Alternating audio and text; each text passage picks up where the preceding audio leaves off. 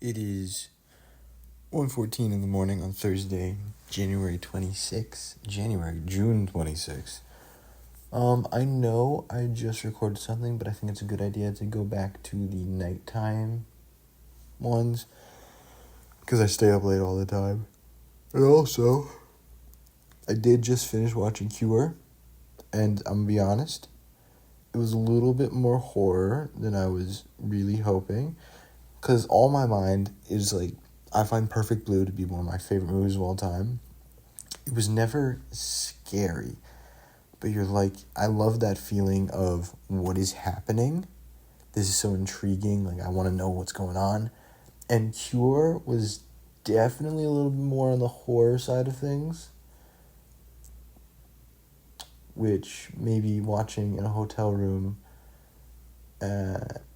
probably better than The House, because The House is in the middle of the woods, and that always gets a little creepy at night, especially because my parents keep their door open. So when I come upstairs, I have to go upstairs in complete darkness, which is just really annoying, but also like a little bit spooky, especially when you're in the middle of the woods and you just hear wood sounds, forest noise all over. But yeah, a little bit more spooky than I was kind of hoping, and I don't deal well with spookiness as much. I like the thriller aspect of it, but like there are some moments I was like, ooh. So I don't know. That's why I guess I'm talking a little bit, but it was a great movie. Like, yeah, but a little bit too much horror for me. It was amazing. The ending is amazing. I don't like that Fumie died, because that just gets confusing and actually was kind of a bit of a jump scare, to be honest. But it was a great movie. So I have to talk about something to get my mind off of it a little bit, because all I can think of right now. What you huh? Because I am a little spooked, and I don't like being a little spooked. So I guess an interesting thing to talk about is what should I talk about? I should have really prepared more when I press record. I think we should talk about going abroad, and I guess the things that I wanted to do. So I have talked about that. I wanted to go abroad in the spring because I don't think I can last another year just straight out of this college. I mean, I love being there, but a lot of the memories I have right now is either hanging out with a hockey team and going to their parties, or just working. And a lot of it is just working, and I look around and all I feel is just a feeling of, oh my God, I've been so stressed. So I want to go out abroad, and also a major reason is I don't really want to play hockey next year. I think I need a break. I need a break, because specifically in the spring, because when we do like our regional tournaments and national tournaments, if we make it, but that cuts it makes me miss so much school that just adds on to my stress, and I don't think I need that. And last year there was a lot of things going. This year was last this year, it's always confusing in summer, but in March a lot of things were going on, and it was not really great a fun time. That was more so of outside factors. But I just don't think I can do it for another year straight and still try and achieve what I want to achieve. So I want to go abroad. Another thing is I do really, the strain I've been having being at home has been tough for me. So I think I want to be away for a while, for a long period of time, and just do something new. Like, because I've been at college for so long, yet I still don't I've essentially solidified my friend groups. Like, it's just the hockey team, but I want different friends than that in some regard. Like, hockey team is great, but I guess I kind of want a little bit more nerdy friends, because I like when I was back in my hometown for high school, I had two friend groups. I had the hockey friend group and the nerd friend group. And I think I'm being a little bit burnt out of hockey friend group, and especially a sports friends group. And I think I just want to have somebody who's maybe like a little bit outdoorsy, but not too much, and is definitely just an academic weapon, because that's kind of my vibe currently right now. Like, I go to the gym, I work out, but then I also just like do work, and I want somebody to be friends with, or a friend group that is more the academic side. And I think it's a little bit difficult when I'm already halfway through college and I haven't found that academic friend group. So I want to go abroad. I kind of want to start anew again and just see what happens there. And it's also like I want to like go somewhere else. Like, because I'm taking Japanese, I have the opportunity to go to Japan abroad, which would be really cool, terrifying, but really cool. Then some other, Europe is a place that I could go to a lot. Like, St. Andrews has a golf course nearby. I think it's the old, hold on.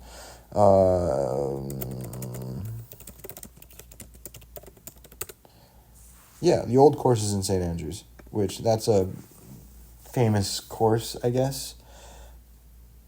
So that'll be really good. But there's also some places in the Pacific, I guess. Well, say the direct opposite of Japan, which would be New Zealand, is that there's a place down there, and have done my research, and I've been able to see that the city that it's in is actually kind of sick, especially because it's where Weta Workshops is, and I am kind of really getting into, or really want to try and get into, the more art side of things.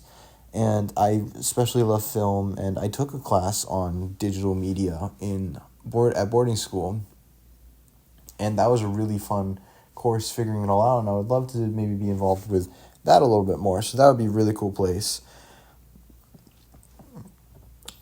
Also, New Zealand is a sick place. Like, the amount of, like, it's a small island, but it has more diverse landscapes than like half of the US. Like, if you combine the US into one, like, smoosh it really together, you'll get New Zealand, which is, I think, really cool.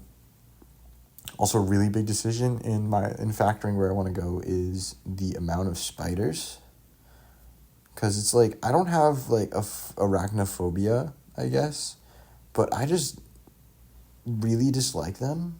I think I just dislike bugs in general. But spiders have this weird ability to, you see it, you look away, and it's gone. And that's just, and it's specifically spiders in that regard. So if I see one, I will go kill it.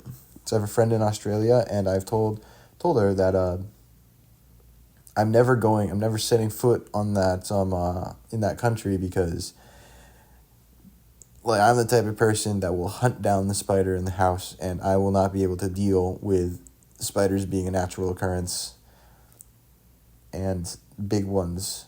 Like, I've seen a bunch of wolf spiders and like dock spiders, and those are freaky, and those are massive, and I could not imagine anything else. I think there's also maybe a little bit of childhood trauma, because I remember I was on vacation somewhere in like tropical area, and there was a spider in one of the rooms, and it was a massive spider, and it was crawling up the wall, and my parents were freaking out. I didn't want to fall asleep, so maybe there's a little bit of childhood trauma that factors into spiders. But I mean, like, so North America, or South America, Central America, except if you exclude like the mountains. Is the Andes are in Chile? Yeah, the Andes. You exclude those, maybe, because spiders don't really go to incredibly cold temperatures. South America's out. Africa's out. Central Asia is pretty much out. I mean, I guess rainforest tropical areas are bound to have a lot of spiders. I'm not Centipedes are also really gross, but those are, I guess, a little bit more uncommon. But snakes never bothered me, even though they're kind of in the same fear. You have snake phobia. I don't even know if there's a name for phobia of snakes that I know of. But then, yeah, those kind of, I feel like, mesh together a little bit. And I know Japan has a lot of spiders, but in the southern regions, and because I am a mountain boy myself, I would love to do a bunch of skiing and stuff up north. So that would be my vibe. I would never venture down south. Also because I don't really deal well with heat. Like I deal well with heat. I can just suffer through it. I'm very good at just suffering through things. But I deal with the cold and the snow a lot better because that's what I'm used to. I've always lived in mountain towns. So, yeah. There's a lot of options. And it really just stems from I just want to be gone for a while. Do something a little bit new, do something a little bit exciting. I mean, and a really, really big component is the food scenes. So I know Wellington, New Zealand has a really good food scene, and Japan is Japan. There's a place in like Budapest, but I remember looking at the news and seeing Budapest now, or Hungary is now the poorest country in the EU. And I'm like, maybe it's not the greatest of choice to go to Budapest. And I mean, like, England St. Andrews in Scotland, but they're not really incredibly known for their diverse cuisine. So, we'll have to figure it out for that. But that would always be really fun. And, yeah. It would just be really fun. And I mean, it would be really, really cool to go to Japan, but that is a little bit terrifying. Like, I know Japanese.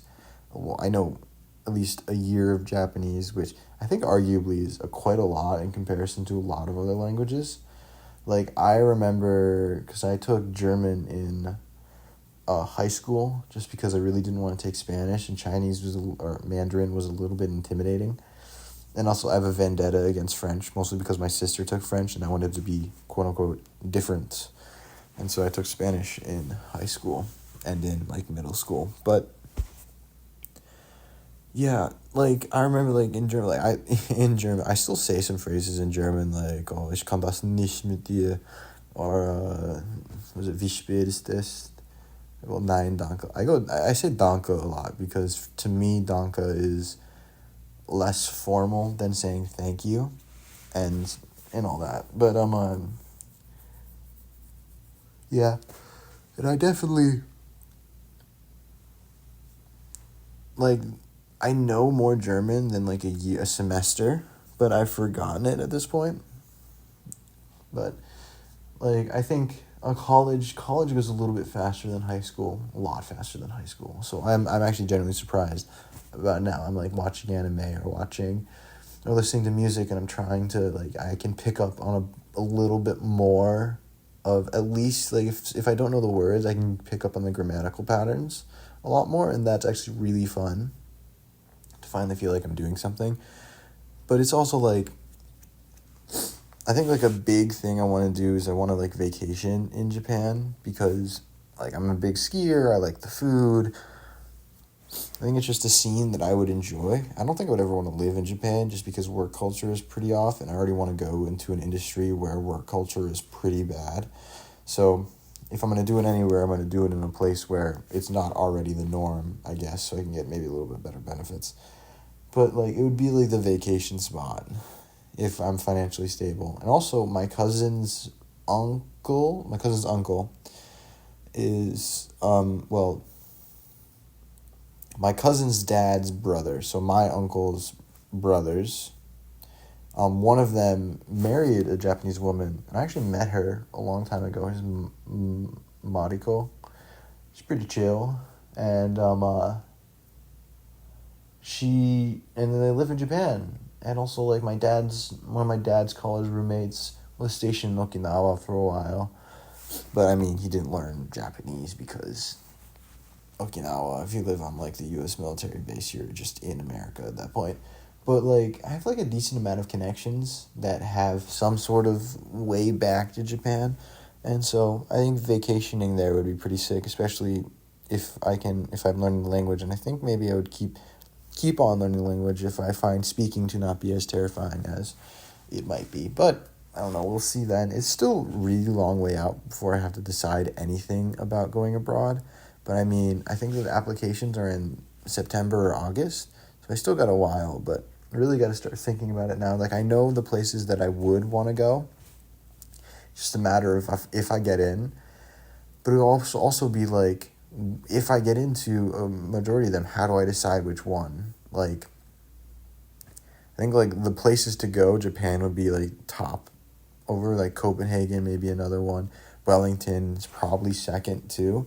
But it's like, what do I choose then? Like, Japan would be a dream place to go, but that's so terrifying. And Wellington is still pretty like normal in comparison, but it's still pretty cool. Like the mountains and stuff down there are awesome. But it'd also be like if I go to Wellington, then I go in the summer and end in the fall. If I go to Japan, I'll start in the winter and end in the fall. And then I probably plan on traveling a while afterwards, and maybe saying, friends, come visit me. I'll show you around or something like that. Or maybe just get a job. I don't know. We'll see what happens there, but there's a lot of volatility and a lot of just kind of seeing what's going to happen. Because, I mean, it's still so far out, but I think I'm pretty set on at least going abroad, which will be an adventure.